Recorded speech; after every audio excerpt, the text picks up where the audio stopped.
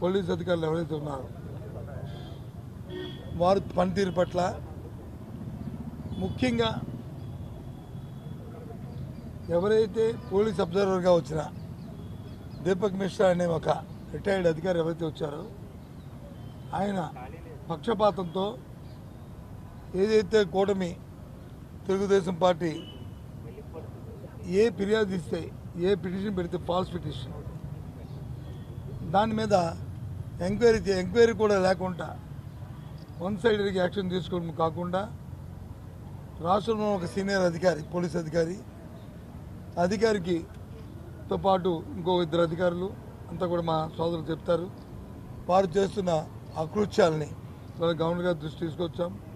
4వ తారీఖున దీని మీద రిజల్ట్ కూడా కౌంటింగ్ కూడా ఉంది కాబట్టి ఓట్ల లెక్కింపు ప్రక్రియ కూడా ఉంది కాబట్టి తక్షణమే ఈ పోలీస్ అధికారి ఎవరైతే ఉన్నారో అబ్జర్వర్ కింద వచ్చిన రిటైర్డ్ పోలీస్ ఆఫీసర్ ఎవరైతే ఉన్నారో వారి మీద దీపక్ మిశ్రా మీద మరి ఎలక్షన్ కమిషన్కి తమ పరిధిలో ఏది ఉంటుంది ఎలక్షన్ కమిషన్తో న్యాయ విచారణ మీరు రిపోర్ట్ తెప్పించుకొని ఎలక్షన్ కమిషన్ చెప్పి వారికి బదులు ఇంకెవరినైనా పెట్టుకోండి, మాకు అభ్యంతరమే.